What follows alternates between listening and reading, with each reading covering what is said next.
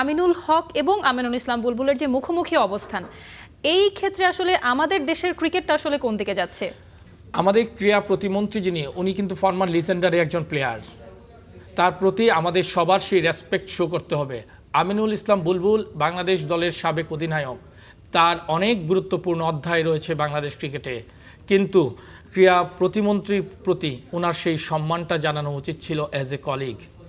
উনি সেটি প্রকাশ করেননি, বরঞ্চ তার প্রতি চ্যালেঞ্জ ছুড়ে দিয়েছেন। তিনি দেশে এসে বসে বা তার প্রতিনিধি দল গিয়ে এটার কারণ জানতে পারতেন, এটা নিয়ে আলোচনা করতে পারতেন। তিনি তা না করে সরাসরি হুমকি দিয়েছেন। আপনি দেখেন, জাতীয় ক্রীড়া পরিষদ কিন্তু তদন্ত কমিটি গঠন করেছে ক্রিকেট বোর্ডেরই কাউন্সিলরদের, ক্রিকেট বোর্ডের সর্বোচ্চ পরিষদের ব্যক্তিদের সমন্বয়ে, বাইরের কারো জন্য কিন্তু করেননি।